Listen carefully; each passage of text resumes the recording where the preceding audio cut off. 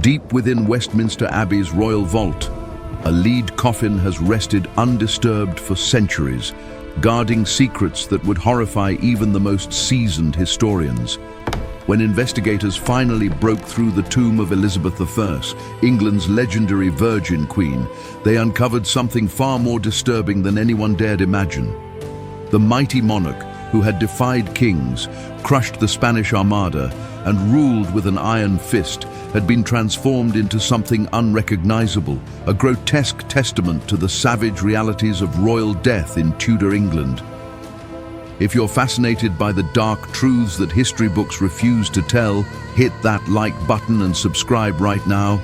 We're about to uncover the most shocking royal secret ever buried beneath England's most sacred ground. The year was 1603, and England's golden age was gasping its final, agonizing breaths. Elizabeth lay dying at Richmond Palace, and for weeks she had refused to lie down, standing for endless hours, paralyzed by terror of what awaited her once she closed her eyes forever. Her courtiers whispered that she experienced visions of her own decomposition, of the brutal treatment that would claim her body the moment her spirit departed. What they discovered centuries later would prove her darkest fears were not only justified, they were catastrophically understated. The revelation inside her coffin exposed a horrifying reality about royal death that had been carefully erased from every history book. The embalming ordeal she endured was nothing short of medieval butchery, performed while her corpse was still warm from life. Her internal organs had been violently ripped from her chest cavity, her brain extracted through her nose with metal rods, and her hollowed corpse stuffed with spices and herbs like some nightmarish Christmas feast. But the true horror lay in the cruel irony of her final resting place. Above her decaying remains lay another coffin, that of her half-sister Mary the Firstine, Bloody Mary, the very woman Elizabeth had feared and eventually replaced. In death, these bitter enemies were stacked like cordwood, their royal blood meaning absolutely nothing to the worms that consumed them both. The woman who had commanded armies and inspired poets had been reduced to a slow chemical reaction, dissolving in her own bodily fluids. This isn't merely a tale of royal mortality, it's a descent into the black heart of monarchy itself, where the divine right of kings collides with the brutal democracy of decomposition. What investigators found in that tomb shatters everything we believe about Elizabeth I's final days and the horrifying traditions that surrounded royal death in Tudor England. The revelations were so disturbing that authorities suppressed them for decades, deeming them too shocking for public consumption. As we descend into this nightmare of royal mortality, prepare yourself for descriptions that will forever change your understanding of history's most celebrated monarch.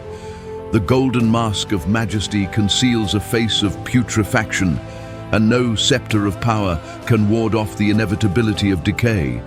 What happened to Elizabeth I's body after death reveals devastating truths about power, mortality, and the savage customs that lurked beneath the glittering surface of England's golden age. Tonight, we unlock the vault of secrets that Westminster Abbey has guarded for over 4 centuries. What emerges from that darkness will forever transform how you view the Virgin Queen and the brutal reality of royal death. Because in the end, even the mightiest sovereign is nothing more than flesh and bone, subject to the same inexorable laws that claim us all. March 24th, 1603. Richmond Palace stood shrouded in unnatural silence as Elizabeth I drew her final rattling breaths. The woman who had ruled England for 45 turbulent years was dying as she had lived, on her own uncompromising terms, standing upright, refusing to submit even to death itself. For days she had remained on her feet, her ladies desperately supporting her failing body, believing that once horizontal, she would never rise again. Here was a queen who had faced down the Spanish Armada, who had signed the death warrant of Mary Queen of Scots, who had navigated the treacherous waters of European politics with masterful cunning. Yet, in her final hours, she was reduced to a frightened old woman, clutching at the phantoms of power slipping through her gnarled fingers. Her face, once the subject of countless portraits and love poems, had become a grotesque mask of white lead paint and vermilion, cracking and peeling as her body systematically shut down. Dr. John Manningham, who attended her deathbed, would later write of the horrifying transformation that overtook the Queen. Her body had begun to swell with dropsy, her limbs ballooning with retained fluid. Her famous red hair, long since turned grey and hidden beneath elaborate wigs, had fallen out in sickening clumps. Most disturbing of all, she had developed what court physicians called the royal disease, a putrid abscess in her throat that made swallowing impossible and filled her mouth with the taste of her own decay. The Queen's paranoia about her post-mortem treatment wasn't unfounded madness. She had witnessed firsthand what happened to royal bodies after death. She had seen the butchered remains of her mother, Anne Boleyn, hastily stuffed into an arrow chest after her execution. She knew of her father, Henry VIII, whose corpse had exploded in its coffin, bursting through lead and wood in a final assertion of his corpulent life. These nightmarish images haunted her final hours, and she had explicitly commanded that her body remain untouched. But the machinery of royal death was already grinding into motion. Even as she stood there, swaying on swollen feet, the embalmers were preparing their instruments of horror. The sergeant surgeon had assembled his kit: razor-sharp knives for the abdominal incision, long metal rods for extracting the brain, hooks for pulling out the intestines, and buckets for collecting the blood and bodily fluids that would pour from the royal corpse.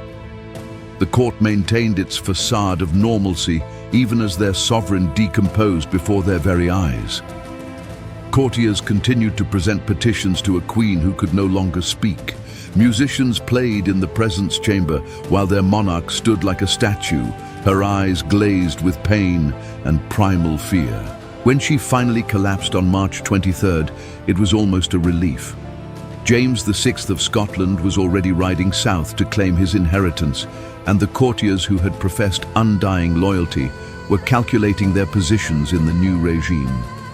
Elizabeth I died alone at 3 a.m. on March 24, 1603, abandoned by all but a handful of servants who remained out of duty rather than love. The moment Elizabeth's heart ceased beating, her body ceased to be her own. Within minutes, the Lord Chamberlain had given the signal, and a macabre transformation began. The corpse was stripped naked, revealing a body ravaged by age, disease, and toxic cosmetics. What the embalmers saw shocked even these hardened professionals, accustomed to their grisly trade. Her skin, beneath the layers of white lead paint, was a patchwork of sores and lesions. The poisonous makeup she had worn for decades had slowly eaten away at her flesh. Her face, with the makeup washed away, presented a skull barely covered by translucent skin.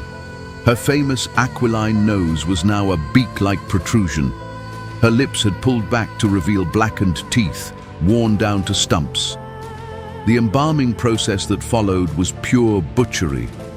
The sergeant surgeon made his first incision just below the ribcage, slicing through layers of fat and muscle with practiced efficiency. The stench that erupted from the body cavity was overwhelming. Decay, infection, and the peculiar sweetness of royal flesh preserved by a lifetime of rich food and wine. Attendants rushed to burn incense, but nothing could mask the smell of majesty putrefying. One by one, the organs were extracted. The heart was found to be enlarged and diseased. The liver, bloated with fatty deposits, spoke of luxurious banquets and excessive indulgence. Each organ was carefully examined, as court physicians believed they could read the secrets of her reign in her entrails. Some whispered of poison, others noted abnormalities in her virgin womb, that organ which had been the subject of so much speculation throughout her reign. The extraction of the brain was particularly gruesome.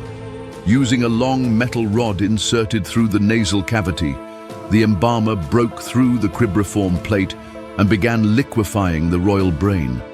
What emerged was not the seat of the brilliant mind that had outwitted Europe's greatest rulers, but a grey, putrid mass that splattered onto the floor. Despite their professional detachment, attendants were seen to gag and turn away. With the body cavity and skull now empty, the embalmer began the preservation process. The hollow corpse was washed with wine and vinegar, then packed with myrrh, frankincense, aloes, and sawdust to absorb any remaining fluids. The cavity was sewn up with thick thread, leaving crude stitches across the royal abdomen. The face was rebuilt using wax and plaster, creating a death mask that bore only passing resemblance to the living queen. A new red wig was placed upon the skull, and the body was dressed in magnificent robes of state. From a distance, she might have appeared to be sleeping peacefully. Up close, the illusion was horrifying, a wax dummy stuffed with spices, pretending to be England's greatest monarch. The state funeral was a spectacular designed to reinforce the power of monarchy, but beneath the pageantry lay disturbing secrets. The body in the magnificent effigy processing through London's streets was already decomposing despite the embalmer's best efforts. Witnesses reported strange noises, gurgling, hissing sounds from chemical reactions within the lead-lined casket. The smell of putrefaction, barely masked by incense, followed the procession like an uninvited guest. Robert Cecil had orchestrated every detail with precision. The coffin, draped in purple velvet and topped with an eerily lifelike effigy, was drawn by 4 horses draped in black. Behind it marched the nobles of England, their faces carefully composed while their minds calculated positions in the new reign. Citizens lined the streets, weeping genuine tears, unaware of the grotesque reality hidden beneath the royal pall. The journey to Westminster Abbey took 4 hours, during which the spring sun accelerated the chemical processes inside the coffin. The spices and preservatives reacting with leaking bodily fluids created a toxic brew that built pressure within the sealed container. Attendants had to discreetly puncture the lead several times to release gases, quickly sealing the holes before anyone noticed the telltale hiss. Dr. Anthony, Dean of Westminster, who presided over the burial, later confessed in private letters the horror he felt standing near the coffin. He could hear ungodly sounds of corruption emanating from within. The beautiful effigy above seemed to mock the reality below. While the wax figure showed Elizabeth in her prime, the thing in the coffin was rapidly dissolving into its component elements. The burial was rushed. As the coffin was lowered into the vault, witnesses reported hearing a distinct crack, either the lead giving way or the decomposing body shifting within. The speed with which the vault was sealed suggested those in charge wanted to contain a potential disaster. Elizabeth was placed in the same vault as her half-sister, Mary of Fee, Bloody Mary, the Catholic queen whom Elizabeth had succeeded. The 2 sisters, bitter rivals in life, were condemned to share eternity in a narrow stone chamber. The immediate aftermath saw strange occurrences that fueled rumors of supernatural disturbance. Abbey workers reported sounds from the royal vault, not just decomposition, but what some described as scratching or knocking. The official explanation was rats, but those present at the burial knew better.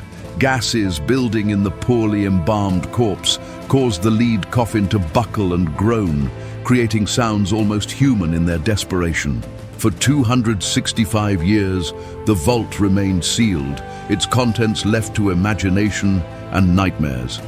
But in 1868, Victorian curiosity drove Dean Arthur Stanley to order the royal vault opened. What the investigators found that October morning would haunt them forever and provide shocking confirmation of centuries-old rumors. The first challenge was locating Elizabeth's coffin. When workers broke through the floor of the Henry VII Chapel, they encountered chaos. Water had seeped in over centuries, and the noble dead lay in various states of dissolution. Their coffins had collapsed. Their remains had mingled in a democracy of decay that recognized no earthly rank. Dean Stanley's suppressed account paints a picture of Gothic horror. The stench, he wrote, was beyond description, not merely ancient death, but something more active, as if decomposition had been merely paused, not ended. The investigation team, equipped with early breathing apparatus, descended into what Stanley called a charnel house of monarchy. Elizabeth's coffin was found beneath Mary I's. Both lead caskets had partially collapsed under their own weight and centuries of pressure.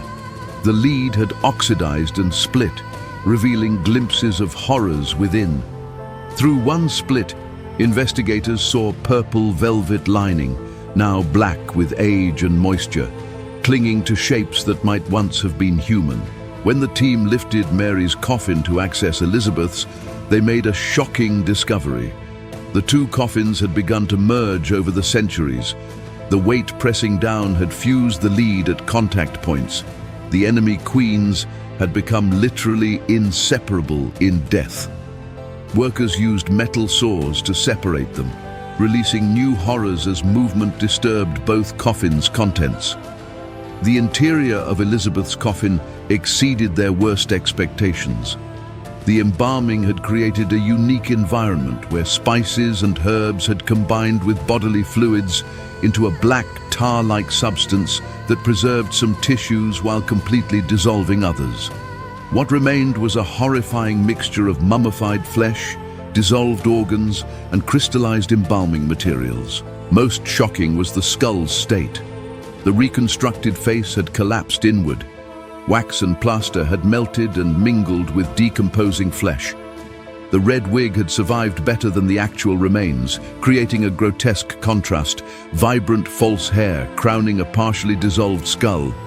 The jaw had detached, still bearing stumps of blackened teeth. The investigation revealed that the embalming had accelerated certain types of decay while preventing others. Organ removal had created voids filled with putrefactive gases and fluids. With nowhere to escape in the sealed coffin, this created a pressure cooker effect where the body essentially stewed in its own juices for centuries, breaking down and reconstituting in horrible new forms. The coronation ring, which legend said had to be sawed from her swollen finger at death, lay loose among the bones. Fabric fragments were fused to remaining skin, creating a patchwork that defied separation. The golden orb and scepter lay tarnished, marked by the acids of royal decomposition. Most disturbing was evidence that decomposition had remained active. When exposed to air, tissues began rapidly deteriorating, as if making up for centuries of suspended animation. Investigators watched in horror as what seemed like stable remains crumbled before their eyes. The Virgin Queen was dying a second death, witnessed by Victorian gentlemen who thought themselves prepared for anything. The team worked quickly to document their findings before resealing the vault. Sketches were made, measurements taken, samples collected. Dean Stanley's final note speaks volumes. "We have looked upon the face of mortality and found it wearing a crown. Would that we had left it in peace?" The discovery sparked a crisis among the participants. Victorian society, with its elaborate mourning rituals and belief in death's dignity, was confronted with evidence that even the greatest monarchs suffered grotesque decomposition. Dr. William Hartley, the anatomist who examined the remains, wrote in his journal of nightmares that plagued him for years. Chemical analysis revealed disturbing details. The mixture in the coffin had created unique compounds existing nowhere else in nature. Substances with antimicrobial properties that preserved certain tissues while accelerating other decay. Elizabeth's body had become a laboratory for bizarre chemical reactions, creating substances that Victorian science couldn't fully explain. The evidence showed that the body had undergone multiple stages of decomposition and partial preservation. This wasn't a simple progression from flesh to bone, but evidence of having decomposed, partially mummified, liquefied, and reformed multiple times. The sealed environment had disrupted normal decay, leading to what Hartley termed recursive putrefaction. The psychological impact on Dean Stanley was profound. His later sermons dwelt obsessively on the vanity of earthly glory. He ordered that no royal vault be opened again in his lifetime and left strict instructions for his own simple burial.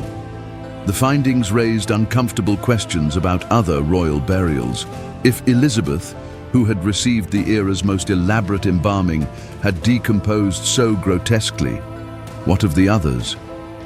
Scientific analysis revealed that the vault's atmosphere contained dangerously high levels of methane, hydrogen sulfide, and unknown compounds from centuries of royal decay.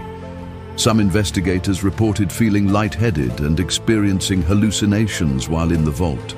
Photography was available by 1868, but Stanley forbade any documentation. Some horrors, he declared, should not be preserved for posterity. Artists created heavily censored sketches, with one locked in the Abbey archives showing a human form that had melted and reformed like candle wax, crowned with a wig that retained its curl while everything beneath had dissolved. Queen Victoria was deeply disturbed by even the sanitized reports she received. She ordered immediate changes to royal funeral practices, insisting on simpler embalming and quicker burials. The medical community was equally shaken, leading to a complete revision of mortuary science to prevent recursive putrefaction in sealed environments. Among the artifacts recovered was a small lead box containing what investigators believed was Elizabeth's heart, transformed into a crystalline substance. Compounds of lead, mercury, and organic materials had fused at the molecular level. The Virgin Queen's heart had become a toxic jewel, beautiful and horrifying in equal measure. This led to a search for other organs, traditionally buried separately. Found beneath the chapel floor, their containers had leaked over centuries, creating a pool of royal essence that had seeped into the foundations. Westminster Abbey's very stones had absorbed the liquid remains of monarchy. Workers reported that certain stones, when struck, would weep dark fluid that smelled of ancient spices and decay. Lord Salisbury ordered all official records classified for 100 years, but truth seeped out like fluids from those lead containers. The Gothic revival movement was suddenly confronted with the reality of medieval death. Modern analysis of surviving documentation reveals even more disturbing details. The embalming had included substances now known to be highly toxic, mercury, lead, and arsenic compounds, creating a poisonous environment. Elizabeth had been transformed into a toxic waste site. In her life, Elizabeth had declared, "I have the body of a weak and feeble woman, but I have the heart and stomach of a king." In death, she had neither. Her heart had crystallized into a toxic gem. Her stomach had dissolved into chemical soup. Every triumph, every victory had been achieved by a being who would inevitably end like this. Dissolved, decomposed, forgotten, except as chemical stains on stone. The investigation had one more surprise. Among the vault debris, investigators found parchment fragments, documents buried with the Queen. One fragment survived, bearing Elizabeth's own handwriting. "I dread not death, for it makes all equal." The irony was perfect. She had indeed been made equal to every corpse that ever rotted. As we contemplate Elizabeth's fate, we must ask what it means for our own mortality. The Tudor Queen, who had everything ended as a chemical reaction in a lead box. No glory could prevent it. No achievement could forestall it. The embalming meant to preserve her for eternity had created new, unique forms of decay. In trying to cheat death, she had only made it more grotesque. Modern forensic science provides new insights into her fate. The sealed container, combined with embalming chemicals, should have generated adipocere, a waxy substance formed from body fats. But Elizabeth's was unlike any studied before. Her royal diet, toxic cosmetics, unique embalming materials, and the sealed environment had created a substance that defied categorization, neither mummy nor skeleton, but something uniquely horrible. This dissolution extends to our historical understanding of Elizabeth herself. Knowing her physical fate inevitably colors our perception of her achievements. Can we read her speeches about having the heart of a king without thinking of that crystallized heart? Can we admire the Armada portrait without imagining the face beneath, collapsed in a lead box? Contemporary attitudes toward death have been profoundly influenced by discoveries like this, though few realize it. The modern preference for cremation, the rise of the natural burial movement, the shift away from elaborate embalming, all can be traced partly to the horror of over-preserving the dead. Elizabeth's fate serves as a warning against the hubris of attempting to cheat death through chemistry. Westminster Abbey remains London's most visited attraction, with millions walking above the royal vaults yearly. The building markets itself as a monument to British achievement, carefully avoiding any mention of the decomposed reality underlying its magnificent facade. Every prayer spoken there rises through air flavored by gases from putrefying monarchy. The building itself has become a tomb, not just containing the dead, but constructed from them.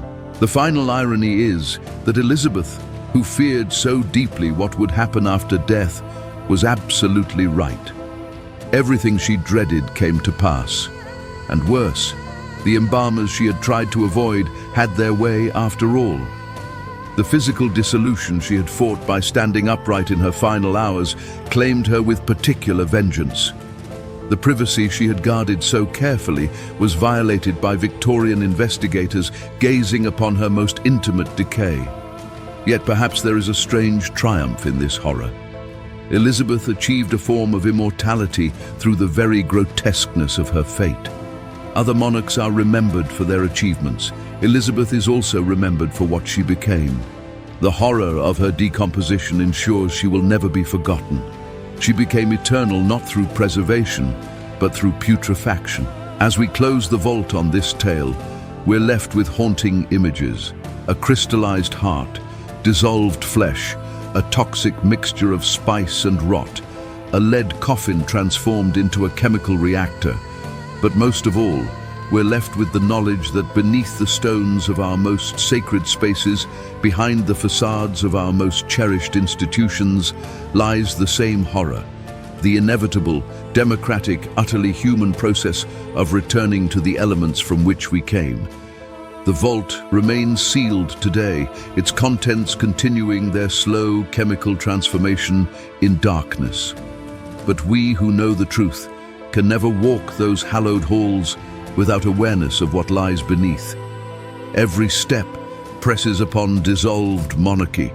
Every breath includes atoms that were once Elizabeth. She's gone and everywhere, absent and omnipresent, transformed into the very atmosphere and stone meant to memorialize her. What they found inside Elizabeth Thurfan's coffin was indeed far more horrifying than anyone had imagined. Not just because of the physical grotesquerie, but because it revealed a fundamental truth, that all power, all glory, all achievement ends the same way.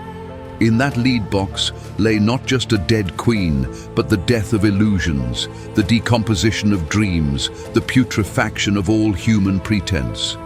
She had built an age of gold, but became base metal and decay. She had been Gloriana, the Virgin Queen, the mother of her nation. In the end, she was only chemistry, and chemistry recognizes no rank. The profound horror isn't what death did to Elizabeth, but what it reveals about life itself. Every moment of glory is performed by beings who will inevitably end as she did. We build monuments, craft legacies, achieve triumphs, all while carrying within us the seeds of our own grotesque dissolution. We are all future chemical reactions waiting to happen. Elizabeth's story forces us to confront this reality without the comfort of illusion. If it happened to her, with all her resources and determination to avoid it, what hope is there for anyone? None, of course. But perhaps in accepting this horror, in confronting it directly as those Victorian investigators did, we find a strange peace. For the horror of Elizabeth's fate is also its democracy. She who had held herself apart from common humanity was proven utterly, inescapably human. Divine appointment meant nothing to the biological processes that claimed her, just as they claimed the humblest of subjects. In death, she achieved the equality she had rejected in life. The lead coffin, meant to separate her from common burial, had created a horror unique and surpassing ordinary decomposition. The investigators who opened that vault in 1868 had performed an unintended service to humanity. They peered into the abyss of our common fate and reported their findings. Their horror becomes our knowledge. Their trauma becomes our education. We cannot unknow what they discovered. We cannot return to comfortable illusions about death and dignity. Elizabeth's fate has torn away the veil, revealing the skulls beneath the skin of all our pretensions. We leave Elizabeth where she was found, in her lead coffin beneath Westminster Abbey, continuing her centuries-long transformation into elements and atoms. But we cannot leave behind the knowledge of what she became. It follows us out into our daily lives. Every mirror reflection shows not just a living face, but the skull it will become. Every achievement we celebrate carries within it the seeds of its own decomposition. Every moment of life is now shadowed by knowledge of how it ends. Perhaps the horror of Elizabeth's fate serves as a necessary reminder of what we truly are. Not gods, not immortals, not beings set apart from nature, but flesh and blood, subject to the same laws as all organic matter. The queen who tried so hard to be more than human proved utterly, grotesquely, magnificently human. Her decomposition is our decomposition. Her horror is our horror. Her fate is our fate. In death's democracy, we are all equal, all reduced to the same chemical processes, all destined for our own lead coffins and our own unique forms of decay. What they found inside Queen Elizabeth I's coffin was far more horrifying than anyone could have imagined. But the true horror lies not in the physical details, but in what it reveals about the human condition. We are all future corpses, all eventual chemical reactions, all destined for our own unique forms of decay. Elizabeth's fate makes visible what we all carry within us. Death's democracy recognizes no rank, no achievement, no glory. In the end, all are equal in the grave, all subject to the same processes that transformed Gloriana into grotesquerie. The only difference is that her horror was witnessed and recorded, while ours will pass unobserved in the darkness that awaits us all. If this journey into history's most shocking secrets has left you craving more untold stories from the past, make sure to hit that like button and subscribe to our channel. We're dedicated to uncovering the buried truths that textbooks won't dare tell, no matter how disturbing or life-changing they might be.